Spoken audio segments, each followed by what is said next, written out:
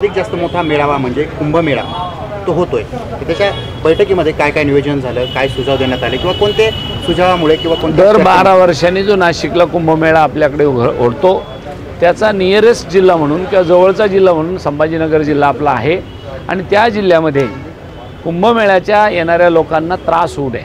जसं उदाहरणार्थ महाराष्ट्राचा कुंभमेळा आहे म्हणल्यावर महाराष्ट्राची जनता मोठ्या प्रमाणात त्या मेळ्याला जाणार आहे। कुंभमेळ्यात शिवाय देशभरातून लोक येणार आहेत आणि ते येत असताना जे त्र्यंबकेश्वरला कुंभमेळा होतो, नाशिकला होतो, तर 12 ज्योतिर्लिंगापैकी मराठवाड्यात अजूनही ज्योतिर्लिंग आहे। जसं उदाहरणार्थ औंढा नागनाथ आहे, परळी वैजनाथ आहे, इथं आपलं वेरूळ आहे, घृष्णेश्वर, या सगळ्याला लोक येणार आहेत म्हणून आपल्या जिल्ह्यावर सुद्धा त्या भाविकांचा ताण पडेल। मग तेवढं इन्फ्रास्ट्रक्चर, पायाभूत सुविधा आपल्या जिल्ह्यामध्ये आहे का? त्या सुविधा आणखीन आपल्याला किती मोठ्या प्रमाणात करता येईल त्या दृष्टीने आजची ही बैठक होती। त्याच्यामध्ये पालकमंत्री यांच्या अध्यक्षतेखाली ती बैठक झाली। 10,000 कोटी रुपयाचा आराखडा प्रशासनाने तयार केला आणि त्याच्यात अजून आकडा वाढू शकतो, कामं वाढू शकतात म्हणून पालकमंत्र्यांनी सूचना दिल्या की आणखीन याच्यामध्ये आपल्याला काय काय लागणार आहे त्याची अंतर्भाव करा। सगळ्या लोकप्रतिनिधीला तो आराखडा दाखवा की जेणेकरून आणखीन याच्यामध्ये अंतर्भाव करून आपण सरकारकडे हा प्रस्ताव पाठवू।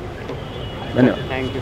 जोरदार पावसामुळे छत्रपती संभाजीनगर जिल्हा असेल, जालना असेल तो मराठवाडा प्रचंड नुकसान झालं आहे, तुमची काय भावना आहे? सर्वप्रथम शेतकऱ्यांची या वेळेला पावसामध्ये मोठ्या प्रमाणात नुकसान झालं आहे। पिकं वाहून गेली, जमिनी खरडून गेल्या, जनावरं मेली, अनेक नुकसान या ओल्या दुष्काळामुळे झालं।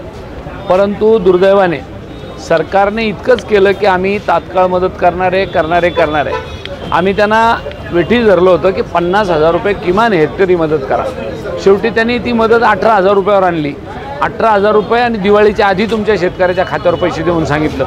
ह्या सरकारचं दुर्दैव असं आहे की शेतकऱ्याच्या खात्यावर एकही रुपया अजून टाकलेला नाही। मुख्यमंत्री महोदय परवा बोलले की मी 8,000 कोटी रुपये पाठवले, 40 लाख शेतकऱ्याच्या खात्यावर गेले। तुम्ही पत्रकार बांधव आमचे मित्र आहेत, तुम्ही जा एखाद्या गावात आणि विचारा शेतकऱ्याला की तुमच्या खात्यावर काही 5 रुपये आले का? कोणत्याही शेतकऱ्याच्या खात्यावर एकही रुपया आलेला नाही। परत सांगितलं मी 11,000 कोटी रुपये पाठवतोय। ह्या बोलायची कडीन बोलायचा भात आहे। मागच्या वर्षीच्या नुकसानीचे पैसे अजून आलेले नाही, तर यावर्षीचा दूरचाच विषय आहे। म्हणून माझी सरकारला विनंती राहील की तात्काळ शेतकऱ्याला ती मदत पाठवा आणि थोडी तिडकी नका पाठवू, ती हेक्टरी 50,000 रुपये पाठवा आणि एवढ्यावर थांबू नका। शेतकऱ्याची तात्काळ कर्जमाफी करायची गरज आहे। शेतकरी हवालदिल झाला आहे, त्याच्यामध्ये खरीपात त्याच्या हातातून चाललं गेलं आहे। पुढची परिस्थिती अशी आहे, त्यांनी रब्बीचा पेरा कशा करायचा, त्याने बियाणं कुठून आणायचं, खतं कुठून आणायची, औषधं कुठून आणायची, गहू, हरभरा, ज्वारी पेरायची कशी, हा प्रश्न त्याच्यासमोर आहे। म्हणून खऱ्या अर्थाने तात्काळ शेतकऱ्याला हेक्टरी 50,000 रुपये आणि कर्जमाफी या दोन गोष्टी तात्काळ केल्या पाहिजे। बरं, परंतु सरकार एकीकडे म्हणतं आम्ही ठोस मदत देतोय, मोठी पावलं उचलतोय, दुसरीकडे बच्चूकडं आंदोलन करतायत। शेतकऱ्यांच्या वेदना ज्या आहेत त्या राज्यभरात तीव्र होत चालल्या। शेतकऱ्यांच्या वेदना तीव्र होत आहे। सगळेजण सरकारला सांगताय की हे करा, परंतु सरकार अजिबात ते काम करायला तयार नाही। म्हणून या ठिकाणी मी सरकारचा तर निषेध करतोच, परंतु जर असंच चालत राहिलं तर एक दिवस मोठा उद्रेक शेतकऱ्यांच्या माध्यमातून आपल्याला रस्त्यावर पाहायला मिळेल। बरं, तुमची काय भूमिका? कारण बच्चू कडू काही दिवसांपूर्वी सत्तेत होते, मोर्चे आंदोलन त्यात ते सहभागी येतात, आता तुमचं काय? आमची भूमिका हीच आहे, जर लवकरात लवकर शेतकऱ्याला मदत झाली नाही तर आम्ही सुद्धा काँग्रेस पक्ष म्हणून रस्त्यावर उतरू, कर्जमाफी आणि शेतकऱ्याला मदत यासाठी मोठं आंदोलन करू। बरं, एकीकडे तुमच्याच युतीतील संजय राऊत यांची प्रकृती खालावलेली आहे, काहीतरी गंभीर दुखणं त्यांच्या मागे लागलं आहे, 1 महिना कार्यकर्त्यांना भेटता येणार नाही असं त्यांनी सांगितलं।